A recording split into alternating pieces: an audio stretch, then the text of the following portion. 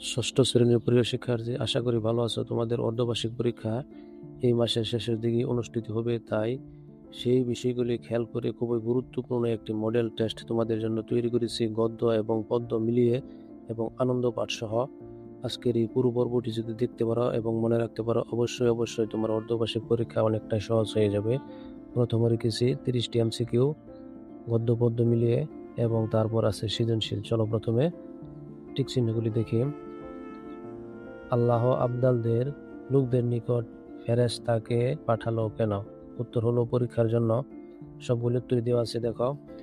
ফেরেশতা দুর্বল রোগীকে কার দোহাই দিলেন? উত্তর হলো আল্লাহর।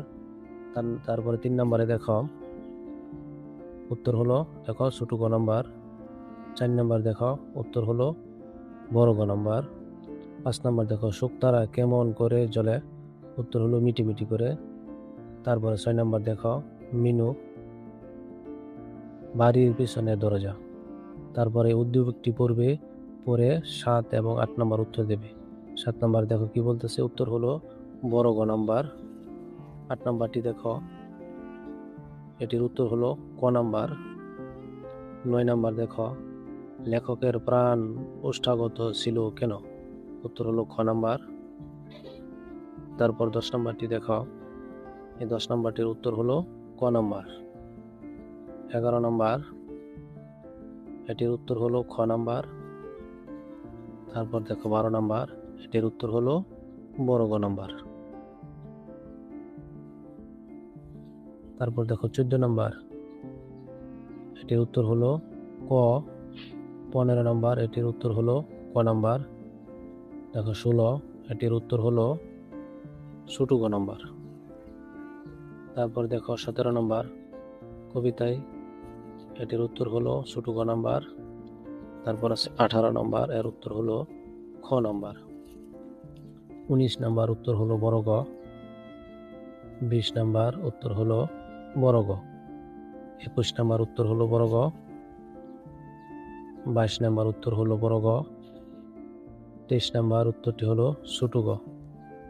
24 নম্বর, উত্তর হলো ক। 25 নম্বর, উত্তর হলো ক। তারপর আছে 26 নম্বর, উত্তর হলো ক। 27 নম্বর, উত্তর হলো ক নাম্বার। তারপর আছে 28 নম্বর, উত্তর হলো ছোট গ। 29 নম্বর, উত্তর হলো ক নাম্বার। 30 নম্বর, উত্তর হলো ক নাম্বার। 31 ক। 32 ছোট গ। 33 ছোট গ। 34 খ নাম্বার। এবার দেখো সৃজনশীল কি বলতেছে, যে গদ্য অংশ থেকে তোমাদের কিন্তু অর্ধবার্ষিক পরীক্ষায় গদ্য অংশ থেকে অবশ্যই কমপক্ষে 2টি এবং কবিতা অংশ থেকে কমপক্ষে 2টি, এইভাবে মিলিয়ে 5টি সৃজনশীল প্রশ্নের উত্তর দিতে হবে। তোমার প্রশ্নের মাঝে থাকবে 7টি। 1 নম্বর সৃজনশীলটি দেখো, কালাম, আবুল ও হাফিজ একই গ্রামে বাস করে, তাদের অবস্থা তেমন ভালো নয়। এটা তোমরা পড়েছো বা পড়ে দেখো। আমরা প্রশ্নগুলি দেখি। 1 নম্বর প্রশ্ন হলো, সততার পুরস্কার গল্পে 3 জন লোক কি কি সমস্যায় আক্রান্ত ছিল? 1 নম্বর প্রশ্নটি দেখো, স্বর্গীয় দূত মানুষের ছদ্মবেশ ধারণ করেছিলেন কেন? ছোট গ নাম্বার, কালাম ও আবুলের কাজের মধ্যে সততার পুরস্কার গল্পের যে দিকটি প্রতিফলিত হয়েছে তা ব্যাখ্যা করো। তারপর দেখো বড় গ নাম্বার, হাফিজের কাজের মধ্যে সততার পুরস্কার গল্পের মূল শিক্ষা নিহিত কথাটি বিশ্লেষণ করো। এইভাবে তোমরা যদি চাও তাহলে কমেন্টে জানাবে, সবগুলি সৃজনশীলের উত্তর আগামী ভিডিওতে দিয়ে দেব। তারপর দেখো 2 নম্বর সৃজনশীল, পোস্টমাস্টারের কাজের মেয়ে রতন, এই দুনিয়াতে পোস্টমাস্টার ছাড়া রতনের আর কেউ নেই। এইভাবে প্রশ্নগুলি দেখো।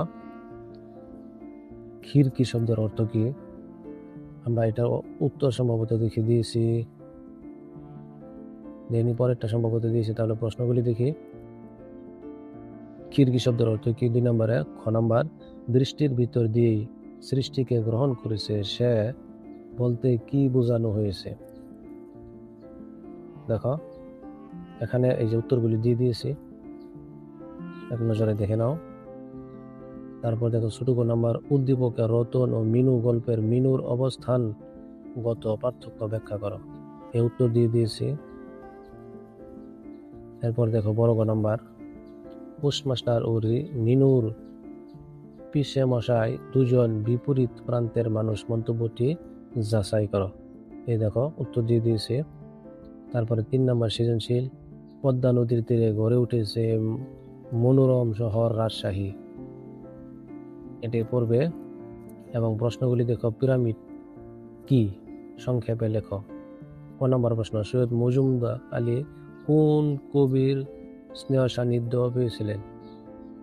তারপর খ নম্বর প্রশ্ন, ছোট গ নম্বর, বড় গ নম্বর। এবার দেখো খ বিভাগ কবিতা অংশ থেকে তোমাদের সৃজনশীল আসবে। দেখো এখানে দিয়েছি, পৃথিবীতে এমন কাউকে পাওয়া যাবে না যে সুখী হতে চায় না। অনেকেই ভাবেন অর্থকরী, শিক্ষা দীক্ষা, বিবাহ, সন্তান সন্ততি, পরিবার, সামাজিক ও অর্থনৈতিক প্রতিপত্তি মানুষকে সুখী করতে পারে। এভাবে প্রশ্নগুলি দেখো। সবাই জীবনে কি চায়? কবির মতে সুখ কিভাবে পাওয়া যায়? তারপর দেখো উদ্দীপকে সুখ কবিতার কোন দিকটি ফুটে উঠেছে আলোচনা করো। এভাবে দেখো 4টি প্রশ্ন দেওয়া আছে। তারপর দেখো সৃজনশীল 5, এটা পড়বে। আর হলো প্রশ্নগুলি এক নজরে দেখে নাও, যদি চাও কমেন্টে জানাবে, পরের ভিডিওতে সমস্ত সৃজনশীলের উত্তরগুলি নিয়ে আসবো। এরপর দেখো আনন্দ পাঠ, এই বই থেকে তোমাদের প্রশ্ন আসবে। এখানে মজার বিষয় হলো, যদি 1 নম্বর এখানে 1 দিয়েছি দেয়নি, 1 নম্বর যদি দাও তাহলে 1-এর ক খ দুটোটা দিতে হবে। আবার যদি এখানে মনে করো 2 নম্বর, এটি হলো 1 নম্বর, 1 নম্বর দিলে ক খ দুটোটি দিতে হবে।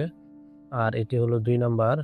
দেখো এ যদি 2 দাও তাহলে ক খ উভয় দিতে হবে।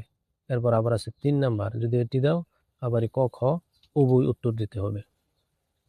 আজকে এই পর্যন্তই। তোমাদের অন্য বইয়ের মডেল টেস্ট পেতে চ্যানেলটি সাবস্ক্রাইব করে রাখো। ভালো থাকো, ধন্যবাদ।